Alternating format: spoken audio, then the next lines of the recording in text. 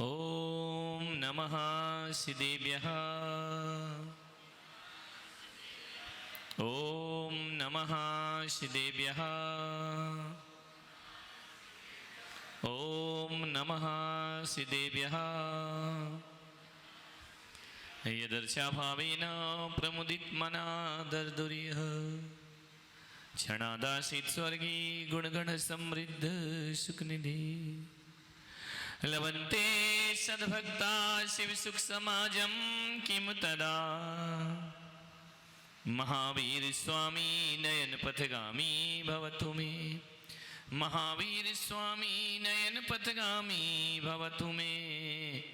महावीर स्वामी नयन पथगामी भवतु मे।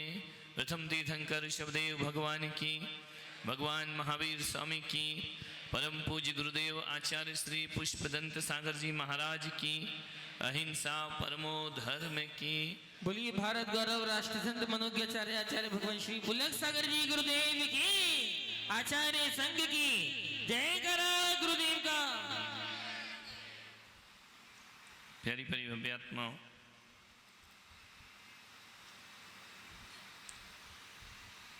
लकीरों का खेल बड़ा अजीब खेल है। लकीरों का खेल बड़ा अजीब है। हथेली में खिंच जाए तो किस्मत बन जाती है। लकीरें हथेली में खिंच जाए तो किस्मत बन जाती है, और जमीन में खिंच जाए तो सरहद बन जाती है। शरीर पर खिंच जाए तो खून बन जाती है, और रिश्तों में खिंच जाए तो दीवार बन जाया करती है। लकीरों का खेल बड़ा अजीब खेल है।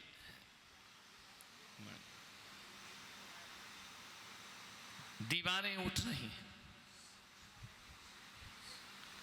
रिश्ते टूट रहे हैं, परिवार बिखर रहे हैं। रिश्तों को बचाओ। इंसान इतना अकेला हो गया है, इतना अकेला हो गया है कि अब उसे फोटो भी खींचने वाला कोई नहीं, खुद ही सेल्फी खींच लिया करता है। अकेला हो गया है आदमी, तस्वीर निकालने वाला भी कोई नहीं बचा है। मान्यवर, एक विषय लेकर आया हूं आपके घर का, आपके परिवार का, आपके रिश्तों का, आपके जज्बातों का। मैं क्या मंदिर बनाने की बात करूं, घर ही बिखर रहे हैं। मूर्तियों की साइज बढ़ रही है, मंदिरों की हाइट बढ़ रही है, मकान ऊंचे ऊंचे हो रहे हैं, आदमी फिसल रहा है। ये हवा कैसे चलने लगी और रंग मिट्टी बदलने लगी। आदमी पर्वतों पे चढ़ा, आदमियत फिसलने लगी।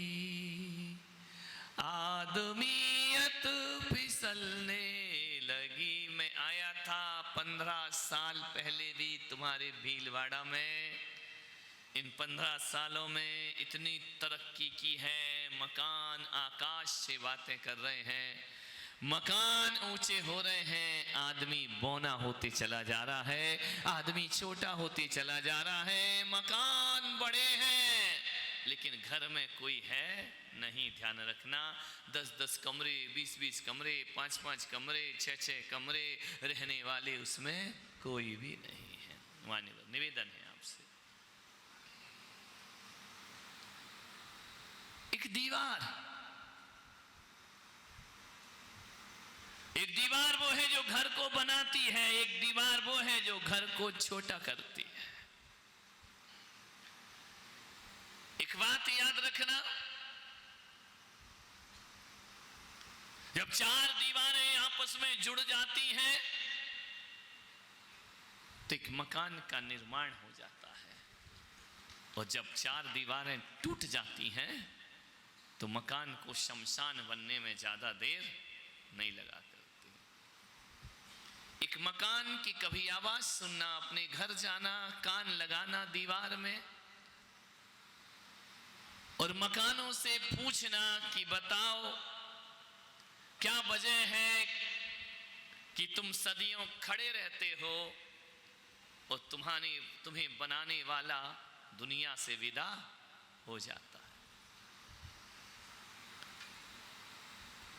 मकान खड़े रहते हैं, आदमी चला जाता है दुनिया से।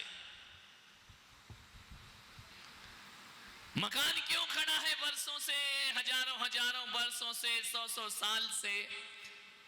कि मकान जो होता है वो ईंट पत्थरों से बनता है और ईंट पत्थरों से बना हुआ मकान, वो ईंटें एक दूसरे को बड़ी मजबूती से पकड़ के खड़ी होती हैं। और जब ईंटें एक दूसरे को मजबूती से पकड़ लेती हैं तो आंधी तूफान भी उन्हें गिरा नहीं सकता है। और आदमी इसलिए बिखर जाता है कि वह ईंट पत्थर के मकान को तो पकड़ता है, लेकिन रिश्तों की पकड़ उसकी ढीली होती चली जा रही है। रिश्ते नहीं बचे हैं आज घरों में। मैं देख रहा हूँ, मैं महसूस कर रहा हूँ, मैं अनुभव कर रहा हूँ कि पत्थर के सब मकान बनाने लगे हैं लोग और दिल के मकान किंतु गिराने लगे हैं लोग। और रखते हैं दूसरों की खामियों पे सब नजर, खुद से मगर नजर को चुराने लगे हैं लोग, खुद से मगर नजर को चुराने लगे हैं लोग। मान्यवर, बहुत बड़ा मकान है तुम्हारे घरों, तुम्हारे मोहल्ले में, इसी शास्त्री नगर में मैं देखता हूं, आता हूं प्रवचन में, इतने बड़े बड़े मकान देख के ऐसा लगता है कि इन मकानों में धन दौलत और पैसों का आसमान तो है, मगर रिश्तों की जमीन वहां दिखाई नहीं देती है। कोठी हो या झोपड़ी हो, सब सूनी सूनी सी लगा करती है। हर आंख अपने पन को तरस रही है, ढूंढ रही है। और अफसोस तो ये है कि दुआ देने वाले हाथ दीवार उठाने का काम कर रहे हैं। जिन हाथों से दुआ दी जाती है वो हाथ दीवार उठाने का काम कर रहे हैं। एक जगह मेरा आहार हुआ, मुझे ले गए आहार में, 5वें माला। मैंने कहा कमाल कर दिया। मैं समझा कि फ्लैट सिस्टम होगा, इसका 5वीं माला पे घर होगा। आहार किया, आहार से बाद मैंने कहा कि क्यों भाई इतने ऊपर क्यों लेकर आया, तो इस मकान में कितने कमरे हैं? बोले 20 कमरे हैं महाराज। मैंने कहा 20 कमरे और 5 माला, ये नीचे वाले फ्लैट किसके हैं? बोले मेरे ही हैं महाराज। तो मैंने कहा एक बात तो बताओ कि 20 कमरे और 5 माला का मकान, इसमें रहते कितने लोग हो? बोले मैं और मेरी पत्नी और 2 बच्चे। तो इनका बस 4 लोगों के लिए, भीलवाड़ा वालों ज़्यादा भी चाहिए, 4 कमरे बहुत हैं, 20 कमरे बनाने की क्या ज़रूरत है? मैंने कहा तेरा भाई कहाँ रहता है, तेरे माता पिता कहाँ रहते हैं? बोले मेरा भाई दूसरे मोहल्ले में रहता है। और मैंने कहा तेरे माता पिता कहाँ रहते हैं? बोले वो वहीं पर रहते हैं, मेरे पास नहीं रहते। तो मैंने कहा 20 कमरों का मकान क्यों बनाया है? तेरे माँ बाप तेरे पास क्यों नहीं रहते हैं? बोले मेरी पत्नी से उनकी बनती नहीं है, इसलिए वो छोटे भाई के साथ रहा करते हैं, मेरे पास नहीं रहा करते हैं। तो मैंने कहा ये 20 कमरों का मकान क्यों बनाया जब माँ बाप भी साथ में नहीं है, भाई भी साथ में नहीं है, तू है और तेरे 2 बच्चे हैं, इतना बड़ा मकान बनाने की ज़रूरत क्या? बोली ज़रूरत तो कुछ भी नहीं है महाराज, ऊपर वाला माला खाली पड़ा हुआ है, फर्नीचर भी नहीं है उसमें लगाने के लिए। तो मैंने कहा इतना बड़ा मकान क्यों बनाया? बोले छत पे तो आज तक आजकल हम लोग जाने ही बंद कर दिए हैं, कभी छत नहीं देखी गंदी है कि साफ है, विचार करो। मैंने कहा कि फिर इतना बड़े मकान की क्या जरूरत? बोली महाराज जरूरत तो कुछ भी नहीं है, लेकिन जब से पड़ोसी का 3 मंजिल का बना, मुझे लगा मेरी जिंदगी की बेइज्जती हो रही है, मैंने अपने 5 मंजिल का मकान खड़ा कर लिया। मान्यवर, पड़ोसी का सुख तुम्हें बर्दाश्त नहीं है, उसका 3 मंजिल का है तो मेरा मकान 5 मंजिल का होना चाहिए। मैंने कहा इतना ऊपर क्यों लाया? जब तेरे 20 कमरे हैं तो ग्राउंड फ्लोर में आहार करा सकता था, मुझे क्यों चढ़ाया? बोले महाराज यदि आप ऊपर आते नहीं तो मेरा मकान कैसे देखते कि कितना बड़ा मेरा मकान है। अरे मैंने कहा नादान आदमी, तू जो मकान मुझे दिखा रहा है, हम संत उन मकानों को लात मार करके आए हैं, ध्यान रखना। आदमी सोचता है आदमी की कीमत कुछ भी नहीं है, आदमी की कीमत मकानों से होती है। एक धनपति यदि सड़क पे निकल जाए तो कोई उसे धनपति मानने को तैयार नहीं होगा।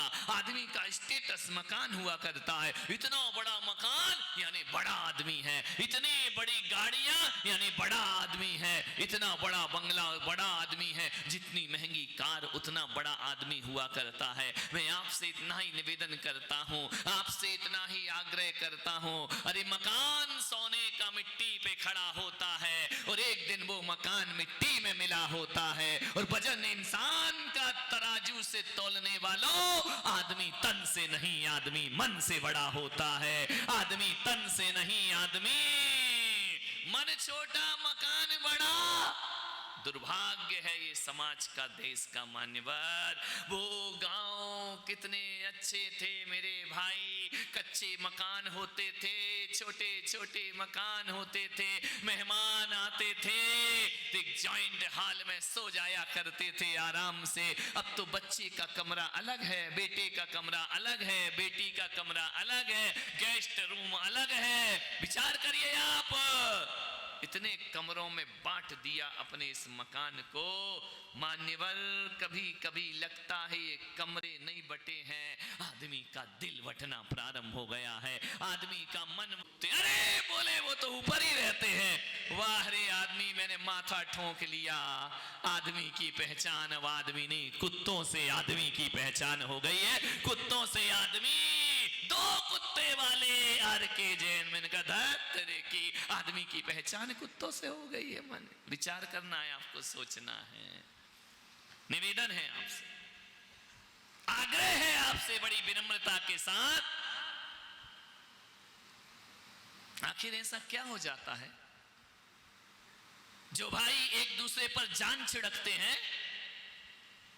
ऐसा क्या हो जाता है कि बड़े होने के बाद दोनों भाई एक मकान में रहना पसंद नहीं करते हैं? ऐसा क्या हो जाता है? ये खून के रिश्ते इतने बट क्यों जाते हैं? ये रक्त के रिश्ते इतने क्यों बढ़ जाते हैं? एक बात याद रखना, गरीबी और दरिद्रता आदमी को बुढ़ापे में दुख नहीं देते हैं। एक बाप के यदि दो बेटे हैं और अलग अलग रहते दुश्मन की तरह, इससे बड़ा नरक उस बाप को जिंदगी में कोई दूसरा नहीं लगा करता है। इससे बड़ा नरक, इससे बड़ा अपमान, इससे बड़ी पीड़ा, इससे बड़ा दर्द दुनिया में कोई नहीं होता है। एक माँ बाप के जिंदा रहते दो भाई आपस में दुश्मन बन करके जिया करते हैं। आपसे निवेदन है मेरे भाई, ध्यान रखना, माँ बाप को धन दौलत का सुख नहीं, उसके 4 बच्चे एक साथ रहे ये उसके जीवन का सुख हुआ करता है। लेकिन ऐसा नहीं होता। ऐसा नहीं कि लड़ाई बचपन में नहीं होती थी, बचपन में भी लड़ाई होती थी, मगर एक हो जाया करते थे। अब क्यों एक नहीं होते हैं? अब क्यों एक दूसरे के जान के प्यासे बन गए हैं? जो एक दूसरे पर जान छिड़कते थे वो एक दूसरे के खून के प्यासे हो जाया। चंद ठीकरों के लिए, चंद दौलत के लिए, चंद छोटे से अहंकार के लिए एक घर में दीवारें खड़ी हो जाती हैं। एक बात याद रखना भीलवाड़ा वालों, जब घर के आंगन में दीवार खड़ी होती है ना तो पड़ोसी का कुछ नहीं बिगड़ता, अपना आंगन छोटा हो जाया करता है। अपने आंगन को छोटा क्यों करते हो? अपने आंगन को बड़ा रहने दो, विशाल रहने दो। मान्यवर, ऐसा मत बनाओ अपने घरों का वातावरण। आज तुम्हारे घरों में सहनशीलता खत्म हो गई है, कोई किसी को सहन करने को तैयार नहीं है। थोड़ा सा सहन कर, जिंदगी है ये, जीवन है ये। भावनात्मक संबंध टूट रहे हैं, सुख शांति प्यार को लोग तरस रहे हैं। मैं तो आपसे निवेदन करना चाहता हूं कि कितनी भी तीर्थ यात्रा कर लेना, कितने भी सम्मेद शिखर वैष्णो देवी, कितने भी तुम बड़े बड़े तीर्थों की यात्रा करके लौट आना, यदि घर में शांति नहीं तो दुनिया में कहीं भी शांति मिलने वाली नहीं है। शांति पहले अपने घरों में खोजने का प्रयास करो। लोग मरने के बाद स्वर्ग नरक की बातें करते हैं, लोग कहते हैं कि मरने के बाद स्वर्ग जाएंगे या नरक जाएंगे। मैं पुलक सागर कहता हूँ, जीते जी घर को स्वर्ग बना लो, मरने के बाद गारंटी से स्वर्ग की प्राप्ति होगी। कोई तुम्हें रोक नहीं पाएगा। लेकिन घर का वातावरण, अपने आसपास का वातावरण यदि नरक बनाकर जिए तो मंदिर तो छोड़ो, सम्मेत शिखर से भी मर जाओ तो भी वहाँ से नरक की प्राप्ति होगी। इसमें कोई डाउट अपने मन में नहीं रखना। अपने परिवार को, अपनी फैमिली को पहले स्वर्ग बनाने का प्रयास करें। पहले की बहुएं आती थी तो वो सोचती थी कि एन कैन प्रकार हमारा परिवार बिखरना नहीं चाहिए, हम जुड़े रहना चाहिए, हम बटना नहीं चाहिए। लेकिन आज तो ऐसा आता है कि डोला बाद में रखता है। पहले कहते कि मम्मी जी, पापा जी, आई एम सेपरेट सेपरेट, तुम अलग और हम अलग। परिवारों को मत तोड़ो मेरे भाई, आपसे निवेदन है परिवारों को बचा के रखो। आज नहीं तो कल, कल नहीं तो 50 साल बाद, 25 साल बाद तुम्हें परिवारों की अहमियत मालूम होगी। तुम्हें लगेगा कि यार हमने बिखर के बहुत बुरा काम किया अपनी जिंदगी में। परिवारों की जरूरत सबको पड़ा करती है। आपसे निवेदन करना चाहता हूं, अरे 1,00,000 2,00,000 टूट गए तो टूट गए, लेकिन हमारे हृदय का प्रेम नहीं टूटना चाहिए। पैसा टूटे तो टूट जाए, अरे पैसा है आज है कल नहीं रहेगा, लेकिन रिश्ते जिंदगी भर रहेंगे। लक्ष्मी का कोई भरोसा नहीं, आज है कल चली जाए छोड़कर, लेकिन रिश्ते यदि अच्छे रहे, रिश्ते यदि मजबूत रहे तो एक बात याद रखना, बुरे दिनों में पैसा काम नहीं आता, बुरे दिनों में अपना प्रेम काम आता है, अपना व्यवहार काम आता है। प्रेम और व्यवहार को बना करके रखिए मेरे भाई। एक बात याद रखना, सब कुछ कर लेना अपनी जिंदगी में, सब कुछ कर लेना, कभी अपने भाई को नाराज मत करना। सबको कर लेना नाराज, पड़ोसी को रोज करो, कोई टेंशन नहीं है। मौसा मौसी को नाराज करो, कोई टेंशन नहीं। फूफा तो हमेशा ही नाराज रहता, वो खुश होके आता कब है, ध्यान रखना। उसकी किस्मत में नाराजगी लिखी, ये नहीं हुआ, वो नहीं हुआ, पूछा नहीं। माननी बात, जीजा को नाराज कर दो, नहीं भी करो तो वो तो नाराज ही रहता है। आएगा, खाएगा, पिएगा, तिलक कराएगा, 11,500 रुपए लेगा, उसके बाद ससुराल में जाके बुराई करेगा। ध्यान रखना, अरे मजा नहीं आया, तेरे माँ बाप ने पूछा नहीं, ये नहीं किया, वो नहीं किया, 10 बात सुना। जीजा किसी के खुश नहीं होते, मान्य बात ध्यान रखिए। मैं कहता हूँ ये 4 दिन को आते हैं, आएंगे, खाएंगे, पिएंगे, चले जाए। ऐसा नहीं कह रहा कि उनसे रिश्ता बिगाड़ लो, उनसे भी रखो, लेकिन एक बात याद रखना, परिवार में आप सब कुछ करना, लेकिन कभी भाई भाई आपस में लड़ना नहीं। और लड़ भी जाओ तो भीतर का प्रेम खत्म नहीं होना चाहिए, प्रेम बना रहना चाहिए। क्योंकि हमने देखा है इतिहास को उठा करके, हमने देखा है इतिहास के पन्ने में, हमने देखा है अदालतों में, कोर्ट कचहरियों में, अरे पड़ोसियों के केस अदालतों में उतने नहीं हैं जितने भाई भाई के केस अदालत में। किसी वकील से पूछना, सबसे ज्यादा लड़ाइयां, सबसे ज्यादा अदालत में केस भाई भाई के जाया करते हैं, पड़ोसी के उतने केस दुश्मनों के उतने नहीं है जितने अपने लोगों के होते हैं मेरे भाई। आप सोचना, इतिहास में जितनी भी लड़ाई हुई है वो खानदान की हुई है, वो परिवारों की हुई है, पड़ोसियों से इतनी बड़ी लड़ाइयां नहीं हुई हैं। जब भी धोखे खाए हैं तो अपने लोगों से धोखे खाए हैं। एक बात याद रखना, जितने भी इतिहास की लड़ाइयां हैं, मीरा को जहर कोई पड़ोसी नहीं दिया करता है, उसका ही देवर राणा उसके जहर का प्याला भेजा करता है। अपने ही लोग थे, ध्यान रखना। राम को वनवास किसने दिया, अपनों ने या दूसरों ने दिया? आपसे निवेदन है, अपने ही घर के लोगों ने राम को वनवास दिया। और एक बात याद रखिए, यदि नारायण कृष्ण को जेल में पैदा होने को मजबूर किया, किसी दुश्मन ने नहीं, सगे मामा ने उसे मजबूर किया है। द्रौपदी का चीर खींचने वाले कोई पड़ोसी नहीं, अपने ही लोग थे मेरे भाई। आपसे मेरा निवेदन है, महात्मा गांधी को गोली कोई अंग्रेज नहीं मारते हैं, अपने ही देश का आदमी उन्हें गोलियों से भून देता है। इंदिरा गांधी की हत्या अपने ही लोग किया करते हैं, जो सुरक्षा कर्मी थे वो ही गोलियों से भून देते हैं इंदिरा गांधी को। सावधान, अपने अपने लोगों से मान्यवर आपसे मेरा आग्रह है, आपसे निवेदन है, सोमा सती को जंगल में भेजने वाली, मैना को कोड़ी पति देने वाले, एक बात याद रखना, और अंजना को 22 वर्ष के लिए जंगल में छोड़ने वाले कोई और नहीं थे, उनके ही परिवार के लोग थे। ये कौरव पांडव कौन थे?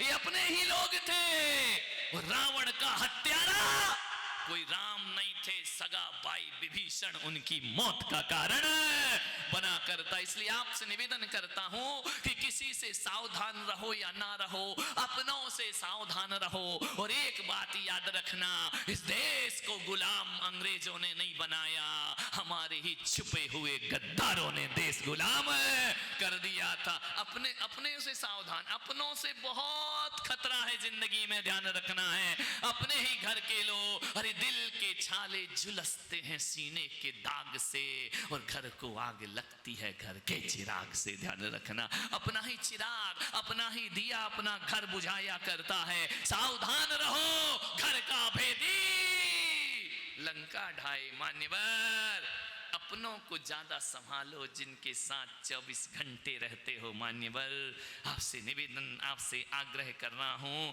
आपसे बड़ी विनम्रता पूर्वक कह रहा हूं, जीवन को संभालने का प्रयास करो। अलग अलग हो जाओगे दो भाई तो मर्यादाएं खत्म हो जाएंगी।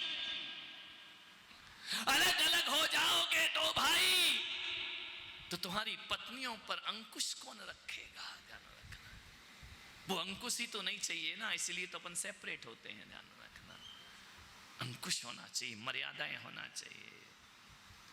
अक्सर दो भाई अलग अलग बचपन में नहीं होते हैं, जवानी में नहीं होते हैं।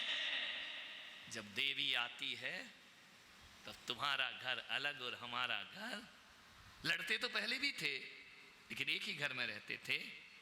जब से कुल देवी आई है, नहीं यहाँ की देवियों की बात नहीं कर रहा हूँ, मैं तो उदयपुर वालों की कर रहा हूँ।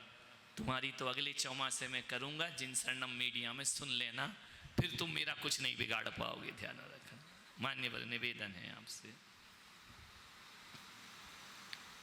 मत करो घरों को बिखेरो मत। आज भी कुछ ऐसे परिवार हैं जहां 4 भाइयों की एक रसोई हुआ करती है। उनके सुख का क्या कहना, उनके आनंद का क्या कहना। मैं बड़नगर गया, वहां पर एक टोंगिया परिवार है। मालूम है एक घर में कितने मेंबर? 52। मैं उन्हें प्यार से 52 पत्ते कहकर बुलाता हूं। ताश के 52 पत्ते हैं मान्यवर। एक ताश के पत्ते होते ना, 52 पत्ते एक डिब्बी के अंदर रहा करते हैं। उसमें हुक्म का इक्का भी होता है, चिड़ी की बेगम भी होती है, ईंट का गुलाम भी होता है। उस घर में जोकर भी हुआ करता है, इक्का दुक्का तिया सब कुछ हुआ करते हैं। ऐसा वो परिवार बड़े आदर्श परिवार है, टोंगिया परिवार, अजित जी टोंगिया। ऐसा परिवार कि आज भी 52 लोगों की रसोई एक घर में, एक रसोई घर में बनती है। मान्यवर बड़े आनंद के साथ रहा करते हैं, वो मेरे अच्छे भक्त हैं। जब जब मैं बड़नगर गया, वो परिवार संतों के लिए समर्पित परिवार हुआ करता है, एक प्रतिष्ठित परिवार है। सारी बहुएं, पोतियां, पोत्र, पौत्र सब एक साथ, इतने बड़े भिगोने में तो चावल पकते हैं, दाल पकते हैं। मैंने कहा तुम्हें कैसा लगता है? इतने सारे लोग एक साथ भोजन बनाते हैं, एक साथ रहते हैं, एक साथ खाते हैं। बोले महाराज हमें अपने घर में त्योहारों का इंतजार नहीं होता, हमारे यहाँ रोज त्योहार हुआ करते हैं, रोज आनंद हुआ करता है। कोई सब्जी और बड़ी सबसे बड़ी बात, मेरा 15 दिन प्रवास रहा बड़नगर में। उस 15 दिन में जितने भी मेहमान आए, एक ने भी यहाँ समाज में भोजन नहीं, उनकी बहुओं ने हाथ से बना करके भोजन खिलाया, बेटों ने खिलाया। जो भी जाए चलो हमारे यहाँ, ऐसा आनंद बरसता है। उनके घरों में गया, आज भी मैंने कहा ध्यान रखना, लोग चक्रवर्ती की बात करते हैं कि चक्रवर्ती के 365 रसोई होते हैं, एक रसोई में भोजन बनता है। कलयुग में यदि कोई चक्रवर्ती है तो बड़नगर का वो परिवार संबंधों का चक्रवर्ती बनकर के जिया करता है। एक साथ आहार में आना, भोजन बनाना, घर का बनाना, साधुओं को आहार कराना, परम मुनि भक्त परिवार है। मान्यवर, ऐसे उदाहरण आज भी इस धरती पर हैं। रोज चैन बरसता है, रोज आनंद बरसता है। उन्होंने कहा कि महाराज, जब से हम इन परिवारों में आए, उन बहुओं ने कहा हमारे घर में कभी ताले नहीं लगा करते हैं, हमारे घर के दरवाजे कभी बंद। 52 लोग रह रहे हैं, ताला लगाने की, चोर भी आए तो मरे फंस जाए, ध्यान रखना है। कोई ना कोई तो जाग रहा होगा, कोई खांस रहा होगा, क्योंकि हर साइज का, हर डिजाइन का, हर कलर का आदमी मौजूद है वहां। इतने से लेकर 80 साल तक के लोग प्रेम से छत्र छाया में रहा करते हैं। मैं कहता हूं कि टोंगिया जी, आपको किसी तीर्थ में जाने की जरूरत नहीं है, आपका परिवार ही एक तीर्थ के समान दिखाए। क्या आनंद, जब उनकी बातों में इतना आनंद आ रहा है सुनने में, उनका जीवन कैसा होगा मान्यवर, ध्यान रखिए। 52 लोग एक छत के नीचे रहे, कैसा जीवन होगा, कैसा आनंदमय परिवार होगा। ऊंची नीच बात तो होती होगी, तू मैं भी हो जाती होगी, लेकिन 52 लोग में एक बिखरता होगा तो दूसरा उसे संभालने को तैयार हो जाता होगा, ऐसा। और एक भी चेहरे वहां उदास नहीं, एक भी चेहरे टेंशन में नहीं, एक के भी मन में नहीं आता है कि हमारा घर अलग बना दिया। एक रसोई में भोजन, वहां जब आहार हुआ मेरा, तो ऐसा लगा जैसे किसी सम्राट के घर में अपना आहार हो रहा। आहार का आनंद ही कुछ अलग था। मान्य निवेदन है आपसे, क्या होगा बट करके। मनुष्य एक सामाजिक प्राणी है, मनुष्य जंगली नहीं है, मनुष्य समाज में रहता है, पारिवारिक प्राणी है। अरे तुम तो अपनी बात करते हो, जानवरों का भी अपना एक परिवार होता है मेरे भाई। जानवर भी समूह में रहा करते हैं, शेरों का भी एक झुंड हुआ करता है, हिरण का भी एक झुंड हुआ करता है, जानवर भी समूह में रहा करते हैं। तुम भी समूह में रहते तो हो, लेकिन तुम्हें भाई पसंद नहीं है, तुम्हें अपना परिवार पसंद नहीं है, तुम्हें पड़ोसी से बहुत प्यार है, पड़ोसी पर बहुत इंतजार है, पड़ोसी से बहुत लगाव है। जितने प्यार से अम्माएं पड़ोसिन की बहू से बोलती हैं, उतने प्यार से अपनी बहू से बोलो, स्वर्ग बनने में ज्यादा देर नहीं लगे। कितने प्यार से, और बेटा तेरा कैसा, बहुत अच्छी है, तू तो वैसी है। अब बहू सुन रही है खड़ी, ये अम्मा के मुंह से एक बार मेरे लिए कुछ नहीं निकला करता है, पड़ोसिन की बहू बहुत अच्छी है, और तुम भी बहुएं भी कोई कम थोड़ी है, ये भी पड़ोसी मम्मी बहुत अच्छी लगती है। ध्यान रखना, निवेदन है आपसे, छोटी छोटी बातों में घर बिखर जाते हैं। कभी भाई को नाराज मत करना, कभी जिंदगी में नहीं, क्योंकि इतिहास में देखा है। और एक बात याद रखना, जीवन में कभी भूलना नहीं, पड़ोसी से लड़ाई होगी। जैन दर्शन कहता है, जिनागम कहता है कि वो 7 भाव और 10 भाव तक बैर नहीं बना करता है। रिश्तेदार लड़ ले, वो 7 भाव तक बैर नहीं बनते हैं, लेकिन फैमिली जब लड़ती है ना, तो एक जन्म नहीं चलती ये लड़ाई, 7 जन्मों, 10 जन्मों तक चलती है। एक बात याद रखना, भाई से भाई का बैर, तुम्हारे शास्त्र कहते हैं, अनंतानुबंधी कसाय में परिवर्तित होता है। अनंतानुबंधी कसाय 6 महीने तक बात नहीं करते हैं, वो लोग नियम से नरक गति के पात्र हुआ करते हैं। ये तुम्हारा जैन दर्शन कह रहा है, तुम्हारे सिद्धांत कह रहे, ये तुम्हारी आगम कह रही है, ये तुम्हारी भगवान महावीर की वाणी कह रही है। एक बात याद रखना है, एक बात से आपसे निवेदन करना चाहता हूं, कभी आपस के जो बिल्कुल क्लोज रिश्ते हैं, जो भाई भाई के रिश्ते हैं, जो भाई बहन के रिश्ते हैं, जो माता पिता के रिश्ते हैं, ये रिश्ते ऐसी दीमक बनते हैं, ऐसी दीमक बनते हैं कि जिंदगी के सुख को खोखला कर दिया करते हैं। पड़ोसी से लड़ाई नहीं, भाई भाई की लड़ाई 10 भाव का बैर बना करता है। नारायण कृष्ण से 14 वर्ष के बाद देवकी ने पूछा, 14 वर्ष कृष्ण दूर रहे, अपने माता पिता से। कंस के डर से रात को 12 बजे भागते हैं, नंद बाबा के घर में पहुंच जाते हैं, गोकुल पहुंच जाते हैं। जब उन्होंने कंस का वध किया और माता पिता को जेल से मुक्त किया,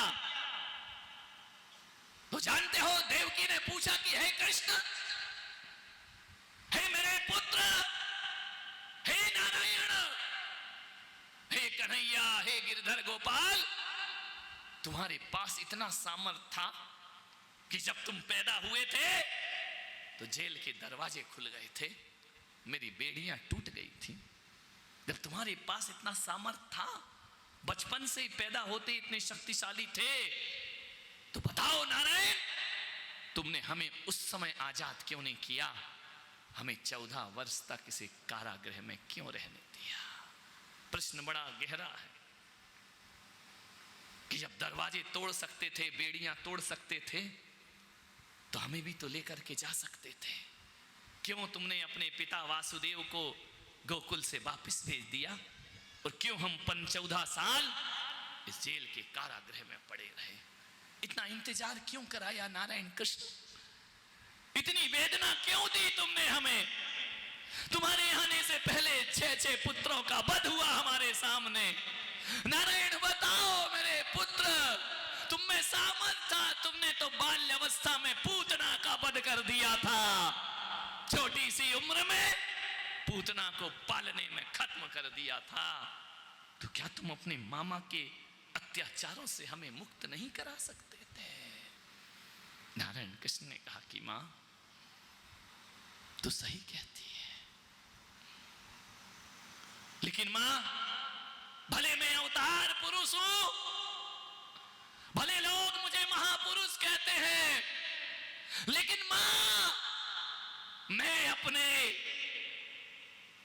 किसी भी व्यक्ति को क्षमा तो कर सकता हूं, लेकिन कर्मों से मुक्त नहीं कर सकता हूं। नारायण कृष्ण कहते, कर्मण्येवाधिकारस्ते मा फलेषु कदाचन। गीता में उपदेश दिया कि मैं कोई परमात्मा भी तुम्हें तुम्हारे कर्मों से अलग नहीं कर सकता। क्या किया? देवकी ने कहा, मां, जब मेरा राम अवतार हुआ था, तो हे मां देवकी, तू जो आज मेरी मां बनी है, तू राम अवतार के समय कैकेयी बनी थी, ध्यान रखना। और तू कैकेयी बनी थी और तूने मुझे 14 वर्ष का वनवास दिया था।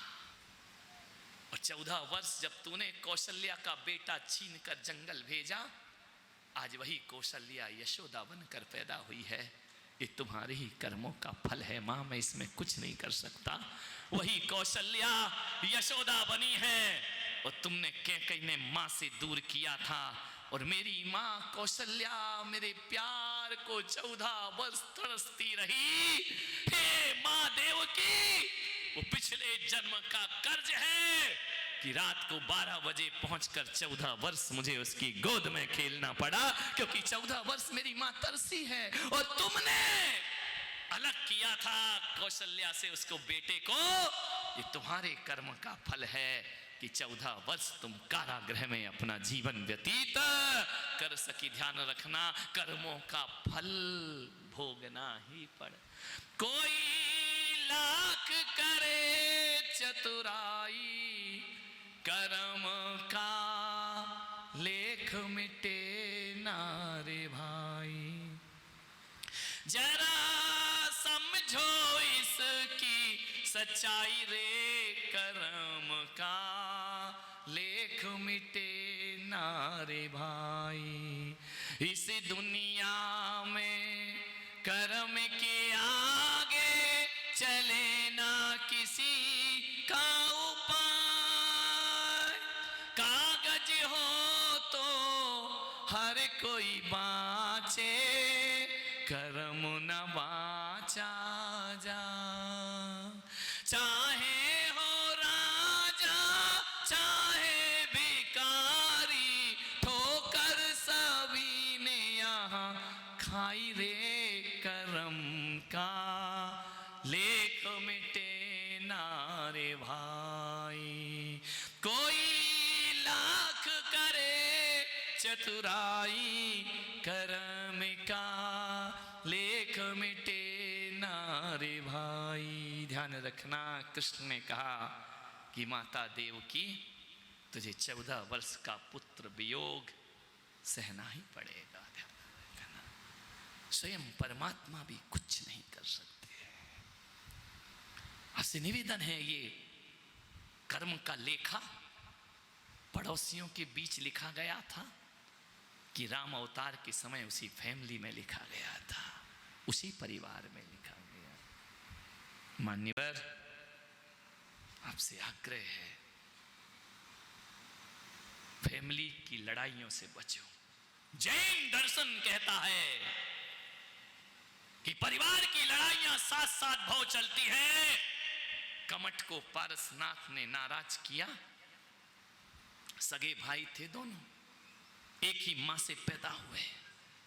इतनी रंजिश, इतनी लड़ाई कि 10 भाव तक कमठ पारसनाथ को परेशान करता रहा। अनजान व्यक्ति की लड़ाई इतना परेशान नहीं करेगी।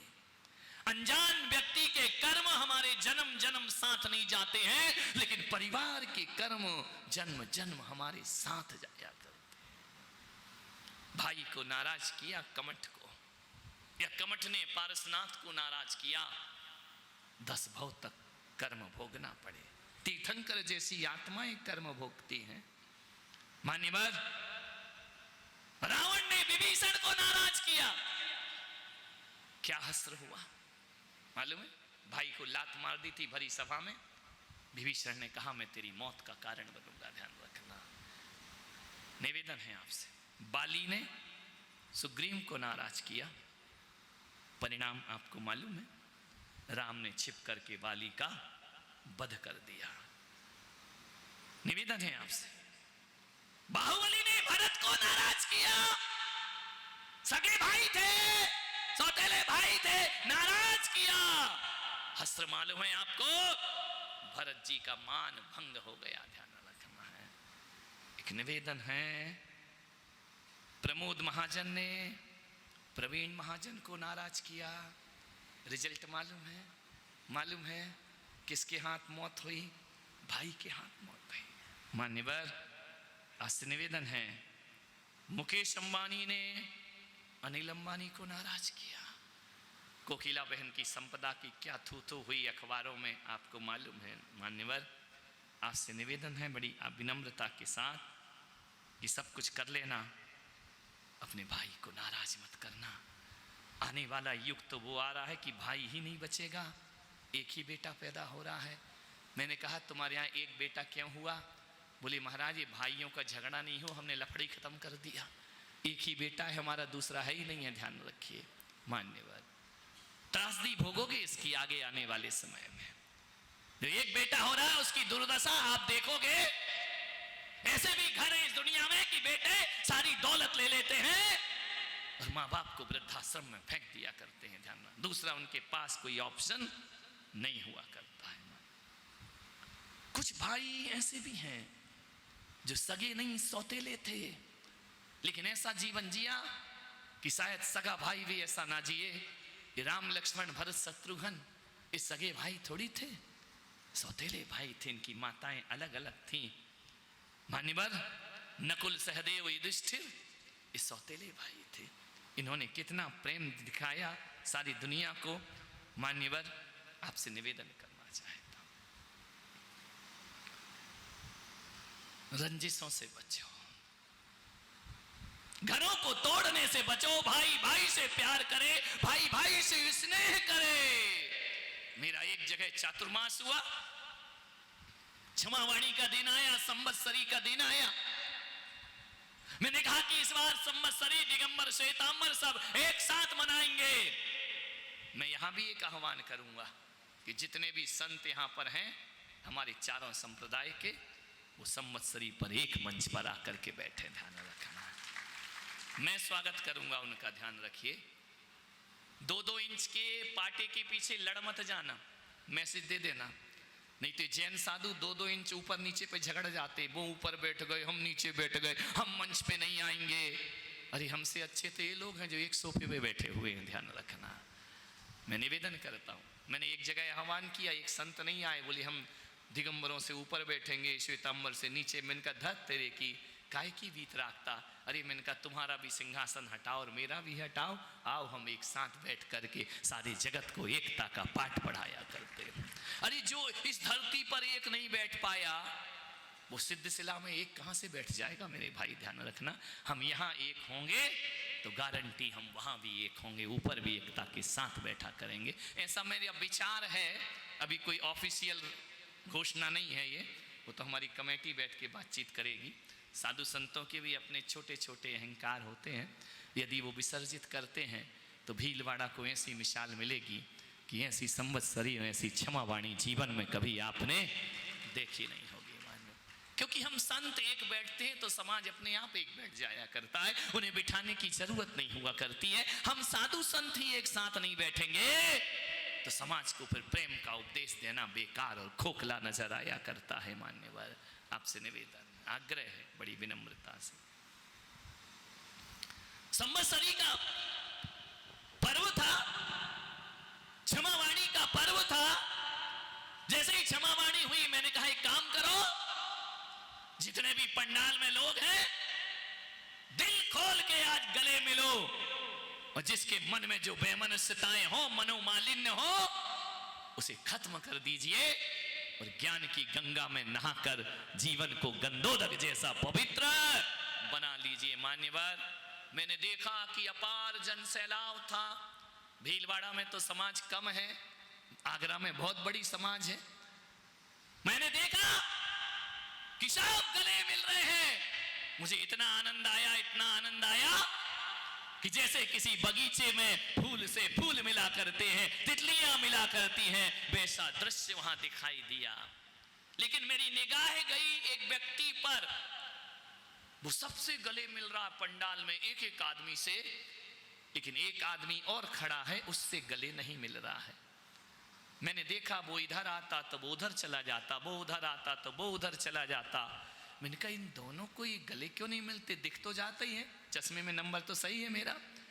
मैंने आयोजकों से बात किया, मैंने कहा इधर आओ, ये जो दूर दो आदमी हैं ये आपस में गले क्यों नहीं मिल रहे? ये सबके गले मिल रहे हैं लेकिन आपस में क्यों नहीं मिल रहे? समाज के अध्यक्ष ने कहा महाराज ये नहीं मिलेंगे। मैंने कहा क्यों? बोले ये नहीं मिलेंगे। अरे मैंने कहा क्यों नहीं मिलेंगे? बोले इसलिए नहीं मिलेंगे, ये दोनों सगे भाई हैं, ये आपस में गले। अरे मैंने कहा सगे भाई नहीं मिलेंगे, दूसरों से तो मिल रहा है। बोले ये किसी गधे से भी गले मिल जाएंगे लेकिन ये भाई आपस में गले। अरे मैंने कहा कि अध्यक्ष जी ये बात तो बहुत खराब है, मेरा बोलना बेकार हुआ, मेरा प्रवचन बेकार हुआ, ये आपस में क्यों नहीं मिल रहे? बोले नहीं मिलेंगे महाराज, नहीं मिलेंगे, लाख कोशिश कर लो। कई महाराज आए, मिलाने की कोशिश की, लेकिन ये दो आपस में, और हालांकि दोनों मेरे चेले कट्टर भक्त आज भी आते हैं मेरे पास, आएंगे तो तुम्हें मिलवाऊंगा, हर चौमासे में आते हैं, ध्यान रखना। मैंने बुलाया, मैंने कहा इधर आ। मैंने कहा तुम दोनों गले क्यों नहीं मिले? बोले महाराज ये कमरे की बातें हैं, स्टेज पे मत पूछो। मैंने कहा कमरे में आ जाना। कमरे में आया, बड़ा भाई। मैंने कहा तो उसके गले क्यों नहीं मिला? बोले छोटा भाई है महाराज। तो मैंने कहा क्या दिक्कत है? बोले महाराज नहीं मिल सकते हम लोग, चाहे कुछ भी हो जाए। 7 साल हो गए हमको, एक दूसरे के घर आना जाना बंद है, उस गली से निकलना भी बंद है। शादी विवाह रोटी बेटी व्यवहार में भी हम नहीं जाते हैं। मैं उसे जिंदगी में कभी माफ नहीं कर सकता। मैंने कहा जैन हो? बोले हाँ। मैंने कहा आज त्योहार कौन सा है? क्षमावाणी। माफ नहीं कर सकते? बस महाराज मैं सबको माफ कर सकता हूं, उसको माफ नहीं कर सकता। मैंने कहा एक बात बताओ, 7 साल में तुम्हारा एक बार भी बोलने का मन नहीं हुआ? बस इतना ईमानदारी से बताओ, तुम मुझे गुरु मानते हो, एक आध बार तो मन हुआ होगा? आंखें भर आई उसकी। बोले महाराज मन तो कई बार होता है, ऐसा लगता है कि बोलो यार क्या रखा है जिंदगी में, मर जाएंगे चले जाएंगे।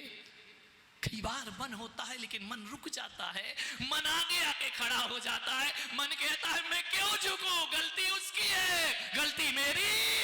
इतनी सी बात, हाथी निकल गया, पूंछ अटक गई। बोले कई बार त्योहारों पर आंख भरती है महाराज, मेरी बेटी की शादी हुई, मैंने उसे नहीं बुलाया, मुझे मालूम था वो नहीं आएगा।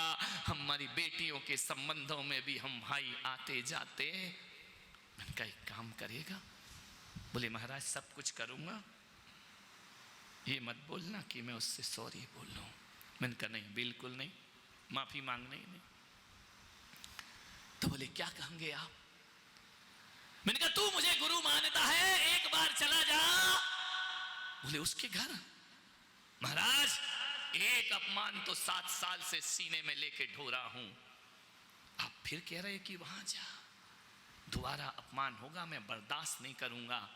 अरे मैंने कहा एक झेल लिया, एक मेरे खातिर झेल ले, तू चला जा। बोले नहीं महाराज प्लीज, आप जो कहेंगे करोड़ों दान दे दूं, पूजा पाठ करा दूं, जिन शरणों में दे दूं, ये मत करो, ये मत करो, मुझे उसके घर मत भेजो। इनका तो कुछ मत बोलना, सॉरी बोलना ही मत, माफी मांगना ही मत, तू मेरे खातिर चला जा। देख तो पूरी समाज का भोजन करा रहा है, पूरी समाज का जीवन करा रहा, भाई को नहीं बुला रहा है। बोले महाराज वो नहीं आएगा, आप समझते नहीं हो। अरे मैंने कहा यार मैं सारी दुनिया समझता हूं, तू चला जा यार। बोले महाराज इतनी जिद कर रहे, पत्नी साथ में थी, उसने कहा इतना महाराज बोल रहे तो चले जाओ ना, क्या बिगड़ता है, इतना अपमान किया है और कर लेगा। बोले तू ज्यादा ज्ञान मत बांट, यहां बैठ के महाराज के सामने ज्यादा मत बोल। उसने कहा महाराज समझाओ इनको थोड़ा। इनका तू चला जा, कुछ मत बोलना, बस एक काम कह देना कि मेरे भाई पूरी समाज की जीवनवारी करा रहा हूं, कल तेरा भोजन मेरे घर में होगा, और कुछ मत बोलना, ना सॉरी ना पुरानी बातें याद करना।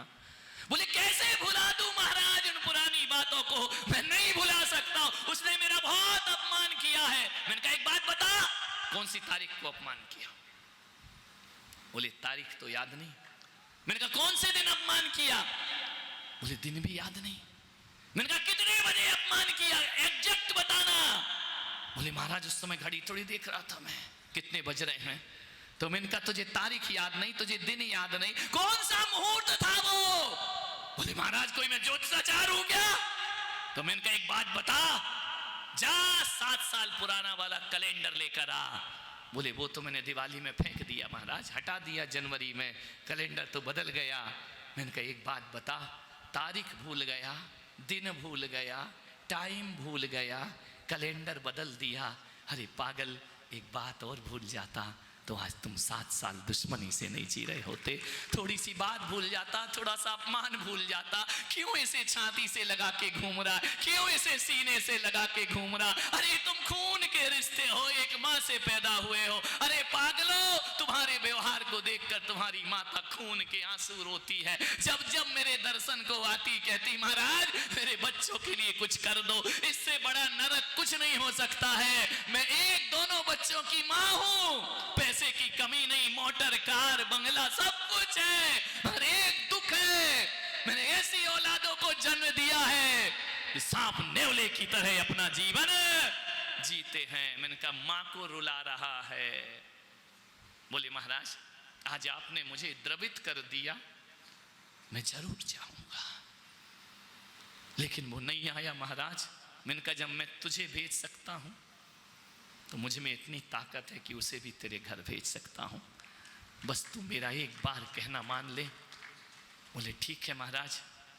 माँ ने कहा चला जा बेटा, मेरे जीवन के कुछ ज्यादा उम्र नहीं है, शेष समय कम है, मैं चाहती हूं कि मरने से पहले मैं अपने दोनों बच्चों को छाती से लगाकर इस दुनिया से विदा ले सकूं। गया बच्चा, लॉन में बैठकर अखबार पढ़ रहा था।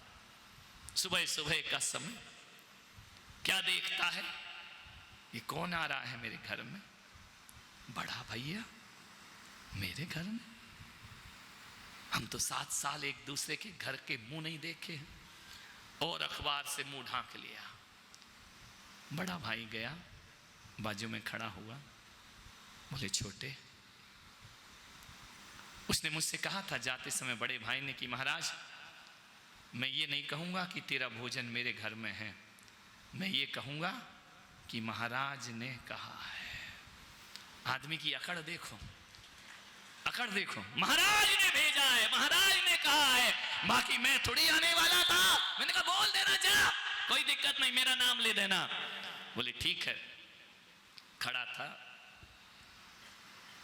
अब जैसे ही बाजू में खड़ा हुआ तो कितना भी पत्थर दिल हो, उसने अखबार नीचे रखा, उसकी तरफ देखा, बड़े भाई की तरफ, चेयर से खड़ा हो गया। बोले छोटे, मुझे महाराज ने भेजा है। महाराज ने? क्यों? तू कुछ ऐसा मत सोचना, महाराज ने भेजा है कि संवत्सरी का कार्यक्रम है, सारी समाज का भोजन मेरे घर में है। महाराज ने कहा कि जा, तेरे छोटे भाई का भोजन भी तेरे घर होगा। देख छोटे, बचपन के दिन याद कर, 7 साल पहले के दिन याद कर, जब तू नहीं आता था तो मैं खाना नहीं खाता था, स्कूल से नहीं लौटता था तब तक मैं खाना नहीं खाता था कि मेरा छोटा आएगा तब उसके साथ भोजन करूंगा। तेरे बिना कभी हमने कुछ नहीं किया बेटा, जो तुझे पसंद वो मुझे पसंद था। कभी घड़ी आई तो तूने पहनी, मैंने पहनी, 7 साल का सफर हो गया मेरे भाई, एक बार तू मेरे घर भोजन करने आ। जैसे ही बड़े भाई ने हाथ जोड़े, छोटा भाई खड़ा हो गया, चरणों में गिर गया, भैया मुझसे भूल हो गई। लिया बड़े भाई ने अजान बाहुओं में भर लिया, दोनों गले लग गए, सिसक सिसक कर रोए। इतना तो आदमी कभी नहीं रोया होगा। उसने उसका कंधा गीला कर दिया, छोटे ने बड़े का कंधा गीला कर दिया। मेरे भाई बहुत दिनों के बाद हम गले मिले हैं, एक बिस्तर पर सोने वाले, एक साथ रहने वाले, 7 साल की दुश्मनी। आज भाई मुझे लग रहा है कि आज मैंने 7 साल में पा लिया कि क्या खोया था और क्या पाया। मैं तेरे घर भोजन करने जरूर आऊंगा भैया, और भैया याद रखना अकेला नहीं आऊंगा, बहू को भी लाऊंगा, बच्चों को भी लाऊंगा, कल तेरे घर भोजन करने जरूर आऊंगा। बड़े भाई की आंखें भर गई, छोटे भाई की पत्नी के पास पहुंचा कि बहू रानी तू मेरे घर भोजन करने आएगी? उसने कहा जेठ जी कैसी बातें करते हो, आप लोगों की रंज से हम भी तो तरसते थे। अरे दुश्मनी का सफर ज्यादा लंबा नहीं होता, कभी हम भी थक जाते हैं और कभी वो भी थक जाया करता है। हम थक गए आपकी दुश्मनी देख देख करके। बेटा कल तू छोटे को लेकर आएगी? जरूर आऊंगी भैया, आप इंतजार मत करना, मैं आऊंगी नहीं, भाभी के साथ रसोई में हाथ भी बटाऊंगी आकर के। दूसरा दिन हुआ, पहुंचे छोटे भाई का परिवार। बड़ी जिठानी ने देखा कि देवरानी आ रही, आंखें छलछला गई। 7 साल की दुश्मनी आज प्रेम में बदली। सबने एक डाइनिंग टेबल पर बैठकर भोजन किया। पूछा गया कि कैसा लग रहा है? दोनों भाइयों ने कहा ऐसा लग रहा है जैसे हमने पुनर्जन्म लिया है, दूसरा हमारा जन्म हो गया है।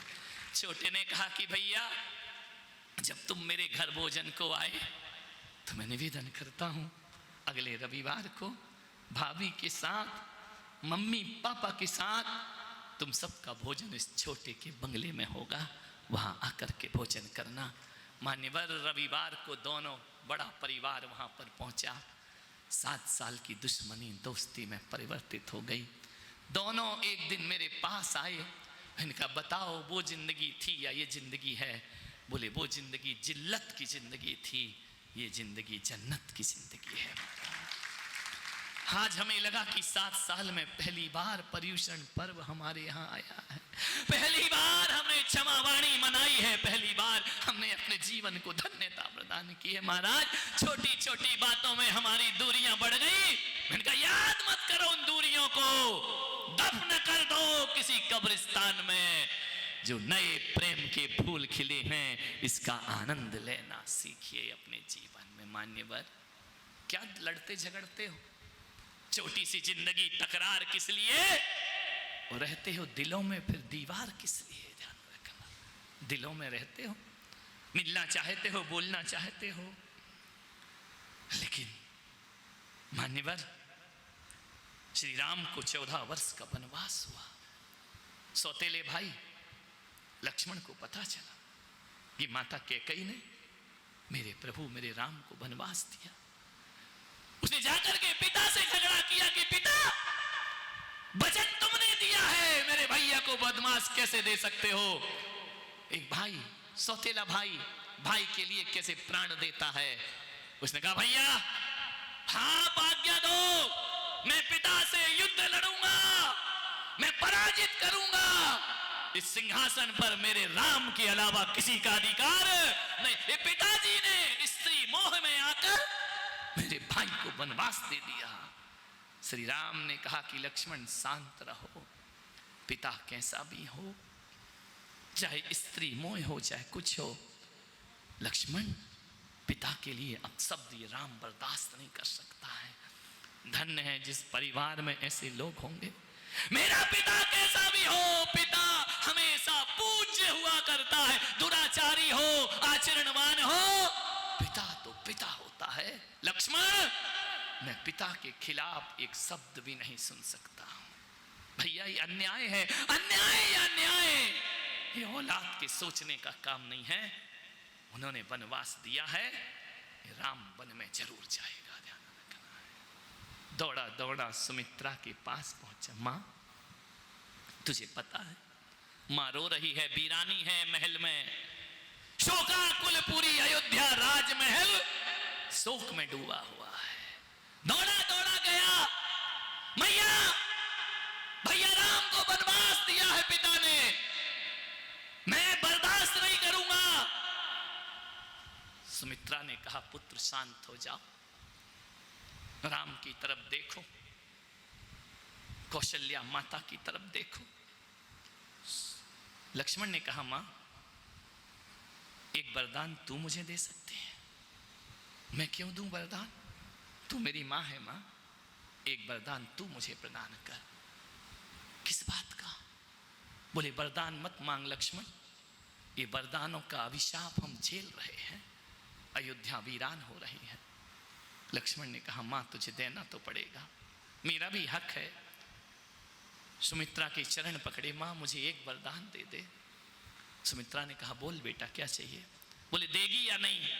बोले रघुकुल रीत सदा चले आई, प्राण जाए पर वचन न, वचन जरूर दूंगी तुझे, बोल। मेरा पुत्र मांगे और मां ना दे, ऐसा कैसे हो सकता? तो बोले मां मेरे सिर पर हाथ रख, और हाथ रख कर बोल मुझे वरदान दे। लक्ष्मण वरदान मांगता है कि राम को वनवास मेरे पिता ने दिया है, तू भी मुझे भैया के साथ वन में जाने की आज्ञा प्रदान कर। 14 वर्ष वनवास मैं भैया राम के साथ व्यतीत करूंगा, मैं महलों के सुख भोगूं, मेरा भाई जंगल में कंदमूल खाकर जीवन बिताए, जटाजूट जोगिया भेष रखे। लक्ष्मण ये बर्दाश्त नहीं करेगा मां, या तो मेरी चिता तैयार कर या मुझे राम के साथ जाने की। लक्ष्मण सुमित्रा ने देखा, उठाया लक्ष्मण को अपने बाहुओं में भरा, माथा चूमा, आंखों में अश्रु की धारा, और कहा मेरे पुत्र आज तूने अपनी मां के दूध की लाज रख दी है, ऐसा बेटा मैंने पैदा किया, मुझे गर्व होता है इस बात का कि मैंने लक्ष्मण जैसे पुत्र को जन्म दिया है। ध्यान रखना है, जा बेटा तू राम के साथ वनवास में रहना। एक बात याद रखना, आज से सीता में भाभी नहीं, माता सुमित्रा के दर्शन करना, और भैया में बड़े भैया नहीं, दशरथ के दर्शन करना। और जब सोने लगे तो श्री राम के पैर दबाना बेटा, और जब तक भैया ना सो जाए तो सोना मत, और भैया भाभी का रात रात जाग करके पहरा देना। धन्य है वो माताएं जो अपने घरों को ऐसा संवारा करती हैं। वरना आज की माताएं तो देवरानी के बच्चे से जेठानी नफरत करती है और देवरा जेठानी के बच्चे से देवरानी नफरत करती है। मान्यवर, कैसा परिवार रहा। सुमित्रा का त्याग, सुमित्रा का बलिदान, एक बेटा भरत को दे दिया, एक बेटा राम को दे दिया। जा तू भरत की सेवा कर, जा तू राम की सेवा कर। भरत जी महाराज आए, सुना ये क्या अन्याय हुआ है। जाकर के माता कैकेयी से कहा पिता कहाँ है। विधवा हो गई तीनों माताएं, पिता चले गए, स्वर्ग सिधार गए। राम राम राम राम राम करते करते प्राण तज दिए। पता चला राम भरत को कि कैकेयी ने वनवास दिया। उसने कहा ए कुल कलंकिनी, मैं तेरा मुंह देखना नहीं चाहता हूं। तूने मेरे भाई को वनवास दिया और पिता को तूने मृत्यु का कारण बनी। अरे दुर्भागा है, अभागा है भरत, जो तेरी कोख से पैदा हुआ। तूने अपनी कोख की लाज अपने हाथों से गमाई है। दौड़ी दौड़ी कैकेयी पहुंची कि पुत्र मैंने तेरे लिए राज्य बोला। बोले राज्य तो छोड़ दे, जब तक मेरा भाई नहीं लौटेगा ये भरत तेरा मुंह देखना पसंद नहीं करेगा। तेरे महलों में भी मेरा प्रवेश नहीं। कैसा प्रेम भाइयों का। भरत जी चले राम को मनाने, चित्रकूट चले और अपन चित्रकूट धाम में आकर के बैठे हुए हैं। मान्यवर चले, रास्ते में 3 नदियां पड़ी, गंगा, यमुना, सरस्वती। भरत ने गंगा में स्नान किया, भरत ने यमुना में स्नान किया, सरस्वती में स्नान नहीं किया। भरत ने बोले मैं इसे नहीं कहा सकता हूं, मैं इसे पवित्र नहीं मान सकता हूं। लोगों ने कहा भरत जी महाराज ये 3 पवित्र नदियां हैं। बोले सरस्वती मैं तुझे कभी माफ नहीं कर सकता हूं, जिंदगी में ध्यान रखना। मैं तुझ में स्नान नहीं करूंगा, गंगा नहाऊंगा, यमुना नहाऊंगा, तुझ में नहीं करूंगा। पूछा कि क्यों भरत, सरस्वती में स्नान क्यों नहीं। बोलिए वही सरस्वती है जिसने मेरी माँ की जुबान पर बैठकर मेरे भाई को 14 वर्ष का वनवास दिया है। हे सरस्वती मैं तुझे अभिशाप देता हूं कि कलयुग में गंगा दिखेगी, जमुना दिखेगी, तेरी शकल भी कलयुग में दिखाई नहीं देगी। ध्यान रखना, केवल तेरा नाम रहेगा गंगा जमुना सरस्वती, लेकिन तू लुप्त होकर बहती रहेगी। ए मैं तुझे अभिशाप देता हूं, तूने बहुत बड़ा अपराध किया है, मेरे भाई को वनवास दिलाया है। कैसे लोग थे। राम को पता चला कि भरत आ रहा है, मिलने आ रहा है। लक्ष्मण ने कहा सेना लेकर आ रहा है, हमारा वध करेगा। भरत लक्ष्मण थोड़े चंचल वृत्ति के, धनुष उठा लिया। राम ने कहा कि भैया लक्ष्मण भरत पे संदेह मत करो, एक काम करो, जिस रास्ते से भरत आ रहे हैं ना, एक एक कांटा वहां का बीन लो। एक एक कांटा उस रास्ते में नहीं होना चाहिए। लक्ष्मण ने कहा कि भैया आप कितने भोले हैं, जो सिंहासन के लिए तुम्हें वनवास दिलाता है और आप कह रहे हैं उसके कांटे नहीं, आपको जिंदगी भर के कांटे दिए उसने। नहीं भरत, नहीं लक्ष्मण, एक भी कांटा उसके रास्ते में ना हो। कैसा भाई था। पूछा लक्ष्मण ने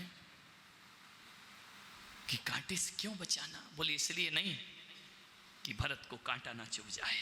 मेरा भरत वीर है, शूरवीर है, वह कांटों से नहीं डरा करता है, लेकिन वो डरता है, वो सहन नहीं कर पाएगा पीड़ा, क्योंकि जिन रास्तों से आएगा यदि वहां कांटे होंगे तो भरत को अपने पैर के कांटे नहीं, उसे मेरे कांटे पीड़ा देंगे। मेरा कांटा उसे दर्द देगा कि मेरे भैया को कांटे चुभ रहे हैं, वो सहन नहीं कर पाएगा। इसलिए लक्ष्मण जाओ एक एक कांटा रास्ते का बीन लो, क्योंकि भरत को अपना दर्द नहीं, मेरा दर्द उसे बर्दाश्त नहीं होगा। पहुंचते हैं चित्रकूट में। भरत ने देखा राम को, लज्जित हो गए, शर्मिंदा हो गए, सिर झुकाए हैं। राम ने कहा कि मेरा भाई तू लज्जित क्यों है। बोले मैं आपसे नजरें नहीं मिला सकता हूं, मेरे कारण पिता की मृत्यु हुई, मेरे कारण तुम्हें वनवास हुआ। दुर्भागी अभागा ये भरत है, मैंने कौन से जन्म में पाप किए थे जो आपके कुल में मुझे जन्म मिला और मैं ऐसा दुराचारी निकला? नहीं, भरत ने बाहुओं में भरा राम ने, नहीं मेरे भरत, तुम पर मुझे गर्व है। चलो वापस नहीं जा सकता मैं। अयोध्या तुम्हारी है, पिता दुनिया से चले गए, उनका वचन पूरा हो गया। चलो अयोध्या के है सम्राट, हे भाभी महारानी, भाभी सीता, अयोध्या तुम्हारा इंतजार कर रही है। मैं अपना राज्य तुम्हें सौंपता हूं। मैं सेवक हूं, मैं राजा हूं कहां, आपकी सेवा करूं। राम ने कहा कि एक बात बता दो भरत, जिस प्रण के लिए पिता ने प्राण तज दिए, जिस प्रण के लिए पिता ने प्राण तज दिए, तो तू भरत मेरा वह प्रण तुड़वाएगा। भरत मौन हो गए, कुछ ना बोले। बोले भैया तो फिर एक बात याद रखो, 14 वर्ष में एक दिन भी ज्यादा हो गया तो इस भरत की चिता जलाना पड़ेगी तुमको आकर के। अपनी चरण पादुकाएं दीजिए, मैं सिंहासन पर नहीं बैठूंगा, राजा तो आप ही होंगे, मैं चरणों की सेवा करूंगा। धन्य मेरा भारत, धन्य मेरा हिंदुस्तान, जहां ऐसे भाइयों ने जन्म लिया है जिन पर हम गर्व कर सकते हैं। भरत को सीने से लगाया राम ने कहा, राम ने कहा कि भरत तेरा त्याग आज राम से भी बड़ा त्याग हो गया। तपस्वी राम नहीं, तपस्वी मेरा भरत है। तेरा त्याग मेरे से बहुत बड़ा है। आज तराजू के पलड़े में तेरा त्याग भारी है और मेरा त्याग हल्का है। पूछा कि भाई ऐसा क्यों बोलते हो? बोले इसलिए भरत कि मैंने पिता के वचनों के लिए घर छोड़ा है, लेकिन तू भाई के लिए महल में जोगी बन करके जिएगा। तेरा त्याग मेरे त्याग से। अंतिम बात कहता हूं, समाप्त करता हूं। विभीषण के बारे में जब कुंभकर्ण को पता चला,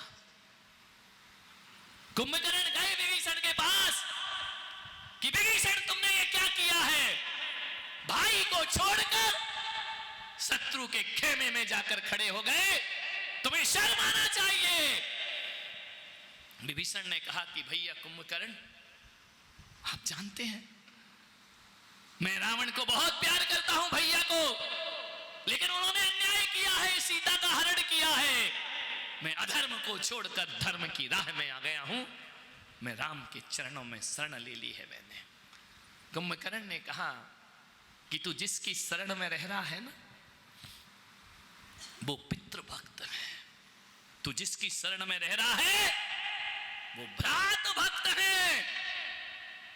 तूने अपने भाई से विद्रोह किया है भैया, वो अन्याय है, पाप है, रावण ने गलत किया है। विभीषण ने बड़ी महत्वपूर्ण बात कही, कुंभकर्ण ने बहुत महत्वपूर्ण बात करी कि देख, जानता मैं भी हूं कि रावण गलत है, जानता मैं भी हूं कि अन्याय है, पापी है, दुराचारी है, लेकिन विभीषण तो भी मैं अपने भाई का साथ जरूर दूंगा। ध्यान रखना, यदि लक्ष्मण भ्रात भक्त है तो कुंभकर्ण भी अपने भ्रात का भक्त है। ध्यान रखना, वो यदि अयोध्या छोड़कर भाई के साथ घूम रहा है तो मैं भी अपने भाई का साथ नहीं छोड़ सकता हूं। विभीषण ने कहा, मैंने सही रास्ता चुना तब भी आप मुझे अपमानित कर रहे हैं। कुंभकर्ण ने इतनी महत्वपूर्ण बात कही कि देख विभीषण, भले तू राम नाम की चादर ओढ़ ले, भले राम नाम की माला फेर, भले तू राम के पक्ष में जाकर बैठ जा, लेकिन एक बात याद रखना, तू कितना भी धर्मात्मा हो जा, आने वाला युग तुझे धर्मात्मा विभीषण के रूप में नहीं, तुझे घर का द्रोही, तुझे भ्रात द्रोही के रूप में याद करेगा। तू कितना भी शक्ति के साथ बैठ जा, तुझे कुल कलंकी कह करके बुलाया जाएगा। और एक बात याद रख विभीषण, सारी दुनिया भरत लक्ष्मण राम नाम रखेगी, लेकिन विभीषण नाम अपने बच्चों का कोई नहीं रखेगा। तू कितना भी धर्म कर ले, कितना भी पूजा पाठ कर ले, और तू तो ऐसी गाली बन करके जिएगा। जब कोई भाई भाई को दगा देगा तो विभीषण का नाम याद किया जाएगा। ध्यान रखना, लोग यही कहेंगे, घर का भेदी लंका ढाए। मान्यवर, कितनी महत्वपूर्ण बात कही। आपसे भी कहता हूं, भाई को नाराज करके, परिवार को नाराज करके कितना भी धर्म कर लेना, कितना भी पुण्य कर लेना, तुम्हें कोई धर्मात्मा कहने को तैयार नहीं हो। भाई दुराचारी हो, कैसा भी हो, भाई भाई की भुजा होता है, भाई भाई की ताकत हुआ करता है। मान्यवर, मैं आपसे निवेदन करना चाहता हूं, आपसे आग्रह करना चाहता हूं, कैसे भी परिस्थिति हो जाए, भाई भाई से कभी अलग नहीं होना चाहिए। कुंभकर्ण को लोग गाली नहीं मानते हैं, विभीषण को लोग गाली मानते हैं। घर का भेदी लंका ढाए। मान्यवर, घर भाई नहीं होगा तो तुम्हें भाई कौन कहेगा? और एक बात याद रखना, रिश्तों की माला जब टूटती है ना, उसे दोबारा जोड़ो तो माला छोटी हो जाया करती है मेरे भाई, माला उतनी बड़ी नहीं रहा करती है। आपसे निवेदन है, बात बहुत है, समय की सीमा है। इतना बोलूं भाई पर महीने भर भी बोलूं तो विषय खत्म नहीं होगा। मान्यवर, आपसे इतना ही आग्रह है, इतना ही निवेदन है, इतना ही बड़ी विनम्रता के साथ कह रहा हूं कि जीवन में सब कुछ कर लेना, भाई भाई को नाराज कभी मत करना। और जिनके घरों में बोलचाल नहीं है, आज ही जाना, पर्युषण का इंतजार मत करो, आज ही संवत्सरी मनाओ, आज ही क्षमावाणी मनाओ, अपने भाई को गले लगाओ। और महिलाओं से भी कहूँगा, बुरे वक्त पे कोई काम नहीं आता, अपना ही खून अपने काम आया करता है, ध्यान रखना है। परिवारों को उजाड़ो मत, बिखेरो मत, इन्हें जोड़ करके जियो। आप सबने सुना, अनुग्रहित हूँ, उम्मीद रखता हूँ कि केवल जन्म लेने वाले भाई ही नहीं, मेरे जब जब भीलवाड़ा आया, सब हिंदू, मुस्लिम, जैन, सिख, ईसाई, श्वेतांबर, दिगंबर, सब जैसे एक हो जाते हैं मेरे सानिध्य में। मेरे नहीं रहने पर भी ऐसे एक रहना, तुम्हारा जीवन सार्थक और सफल हो जाएगा। आप सबने सुना, अनुग्रहित हूँ। जय माँ। जा वाणी के ज्ञान से सूझे लोकालो, सो वाणी मस्तक धरूं सदा देत हों दो। ही जिन वाणी भारती तो ही जपो दिन रैन, जो तेरा शरणा गए सो पावे। 9 बार नमोकार। जिन्हें नमोकार नहीं आता, अपने भगवान का नाम